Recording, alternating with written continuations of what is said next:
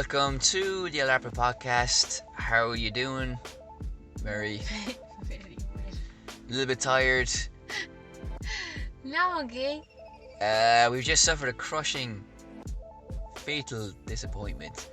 We've been trying for the last 2 weeks to liaise with a harpist in Madrid because we are El Arpa. And I can't go on. You take up the story from here. No, it's too sad. I don't know, it was just like far too complicated, like as is often the case in Spain. No, well, see, the thing is, right, I saw this group on Meetup, which is, you know what Meetup is, obviously, all of you listening, and I sent her an email. She seemed very enthusiastic, and she gave us her number, and then you, Mary, eventually got in touch with her, and then we said, she offered us two options to go and do an event, to do film or something. We chose one of them. She said, you can't do that one, but actually she's referencing a third option she never gave us, and then she offered us the one that we wanted to do as an alternative to that, and it was like, okay, great, confusing, but let's do that one. And then she said, okay, if you want, I'll give you his contact. I said, great, give me his contact, and then she gave me her number again, which is just happened minutes ago. We received that email. So I think our plan to make a harpist video, with this group at least, is dead in the water. Well, and this is a call out for all harpists that are listening to us. So if you are a harpist, pluck those strings, and we shall hear you over the gentle breeze of Madrid. There's a harpist that plays outside the Palacio in Opera. Yes. We can approach him, give him €20 in a hats or something to pay for the privilege, and maybe we can do something with him. Yeah. But you win some, you lose some. You win some, you lose more. Is the sad fact of life. So also as well, we are on Instagram. We've been on Instagram for a while. We actually haven't started using it until very recently. You can find us on El Arpa. And you know what? I hate social media. Do you know? Yeah, no, it's kind of, there are some applications to Instagram, if you, another way to plug the podcast. Nice if someone likes it, some artist. The one artist from Spain liked it, and she makes some kind of cool stuff. So you can kind of see things, and also follow people that you like. People like Pete McKinnon, who has a YouTube channel, does great tutorials about how to make videos. Did a really super one recently about how to take product photography for catalog. He said it sounds super boring, but actually can be super creative. And he's a great guy to listen to, just full of passion. And you can just follow, his photographs are insane, just like his videos are. They're just really cinematic, very big, and in their scope, beautiful to look at. So Instagram can be good for that kind of stuff, but then inexplicably you get a follower for no reason, then you lose a follower for no reason. What does it all mean? I just don't know what it means, and I actually don't really care how many followers we have. I just want to put things up on the website or on the gram or the Twitter or the book of faces, and may the chips fall where they lay. I'm not going to lose too much over what followers we have or don't, I think. No? I fully agree. Great. By the way, can you speak louder into the mic? We're still getting letters in. Oh no. And it's a pity because I wanted to record something for International Women's Day and make the joke, I finally allowed a woman on the podcast. But now, even though I've kind of said the joke and it's not International Women's Day anymore, it doesn't make any sense. So, The day's gone. but International Women's Day, there's two things we can talk about today. We're going to talk about our app in a way, without giving away too much information. Yeah. But I want you to tell me about a woman that she's helping to save mud brick houses in Egypt. And then I'll tell you who I would nominate for a great woman. Okay. And then we can move on to the old... what shall I say, the app part of the programming. Okay. Google Caroline.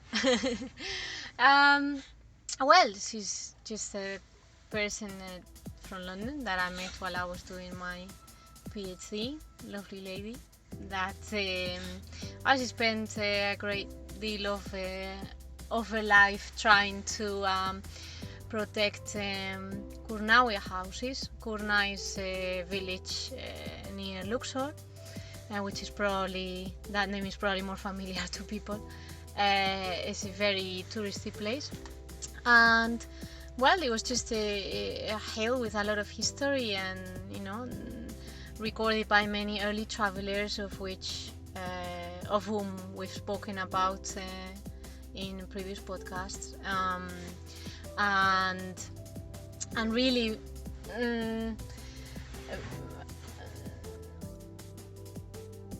visited by a lot of people, and loved by a lot of people, and with a lot of like traditional ways of living for the community, which had the good of the bad luck of being built on top of tombs, of ancient Egyptian tombs. In the book we reviewed in 2 podcasts ago, Geir Anderson, the Irish Pasha, there is a section of the book where he talks about Egyptians having to be moved, especially the poorest ones, because of the dam that they were building. And also you're doing something similar on the Aswan Dam. We won't go into that though, because I know you're still protective of that details. But there's a question I want to ask you. In these battles for people with indigenous rights or for their homes, where would you locate this battle? Now, you might have like villagers or people in the forest having to move because some company comes in and buys the land, or I remember watching Gael Garcia Bernal do a video for Amnesty International talking about Mexican farmers that were given a rough ride over their land rights, for example. So do you see this struggle for Egyptian homes and the Egyptians living there, the work that she's doing? Is that something that can be associated with these type of are these the same as the Mexicans? Are these people the same as other groups fighting for their land rights, or is it something that's similar but a little bit different as well?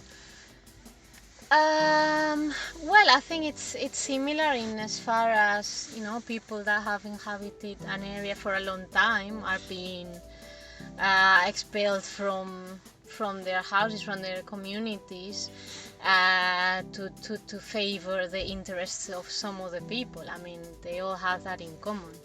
In this case, that interest was tourism, as the Ministry of Antiquities, the Minister of Antiquities at the time remarked famously.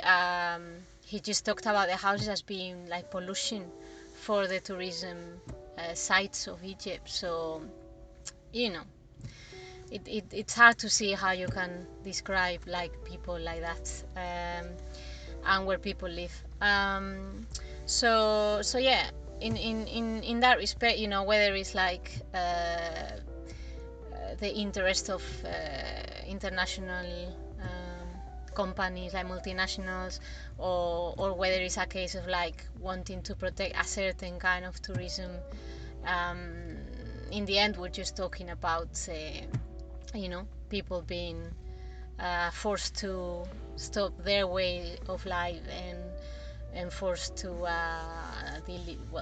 delete their history basically, which is of course a disgrace. Of course, which is in some ways how society works. All these companies, not to get too vague about it, but they want to advance society at a faster pace than people are willing to accept or are able to accept, and they just kind of ride roughshod over those rights. An interesting scenario, because I don't think it's probably part of most people's mental landscape when they think of these kind of issues. China happens quite a lot as well, with these huge dams being built, but I guess you wouldn't hear so much about that because very little is reported that's contrary to what's happening, or not much is reported that's critical of the government.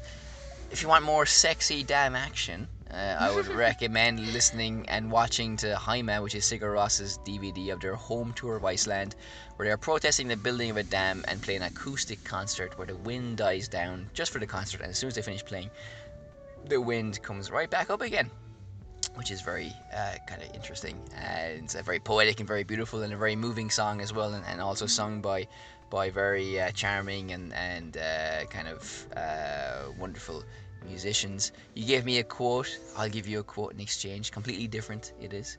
Okay. From Vladimir Lenin. Wow. Ilyich Lenin, in case you're confused with Okay. Vladimir John Lennon or something. Uh, When he's talking about music, yeah. he said, "I can't listen to it for a long time because it makes you want to say stupid things and hug people when what you need is a cold heart." Oh, really? Yeah, so that's the end of the introduction from a book about Lennon that I'm reading at the moment, and it is a Mm. great way to end the chapter. And I just wanted to throw it in there. You gave me a great quote. Here is another great quote for you. Do with it what you will. Do with it what you will. Well, thank you for explaining that. Who I was going to say for kind of like great women and all that. Mary Shelley's book Frankenstein has its Mhm. anniversary this year. She wrote that book famously as a bet because there was a period of really bad weather in England, and she was there with her soon-to-be husband. And who was the other fella? I can't remember. Very famous, possibly Byron. I don't know. There's only a small chance you might have been. I don't know who it was.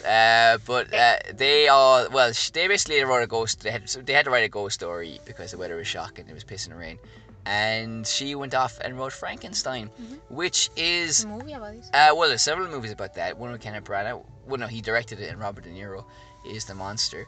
And it's actually interesting. It's taken on a new meaning this year because a lot of not hashtag, but quotation marks snowflakes, kind of younger millennials, liberals that the conservatives hate, have been arguing that Frankenstein was misunderstood by society. Oh yeah.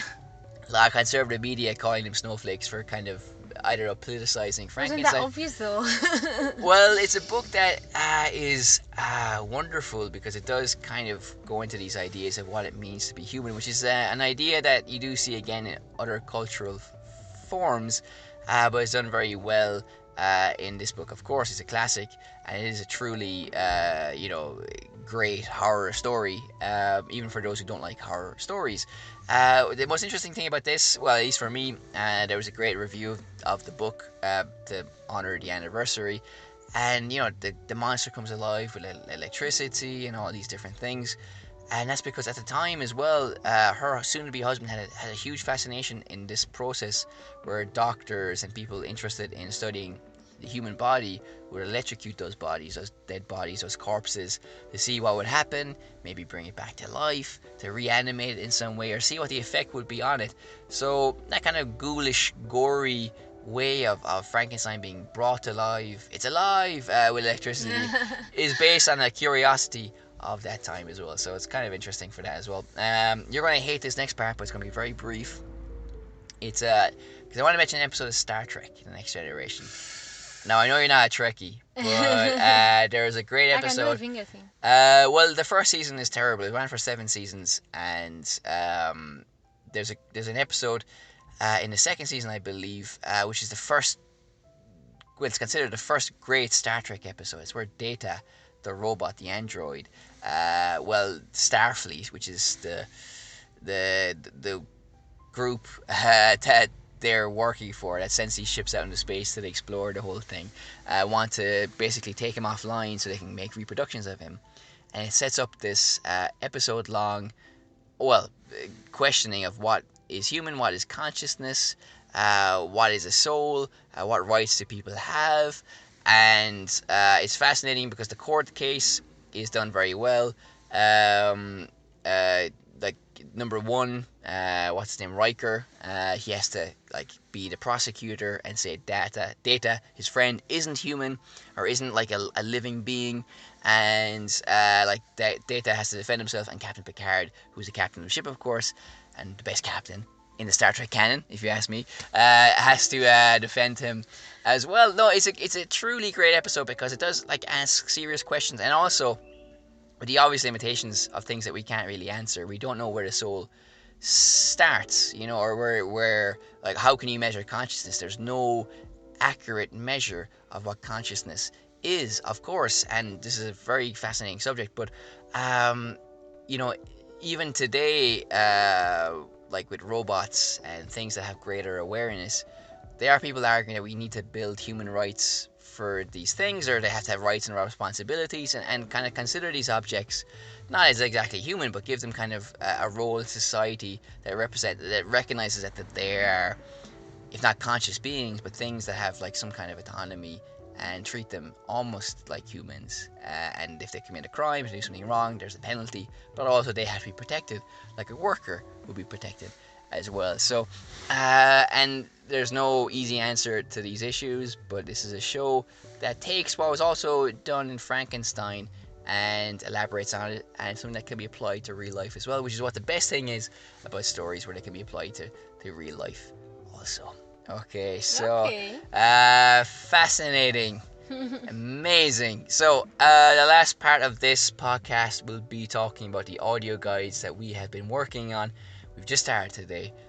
Without giving too much away, you compiled the first one, which is a little walk, 25 minutes around the barrio of Jamboree. You have a lot of tidbits, interesting things into that guide.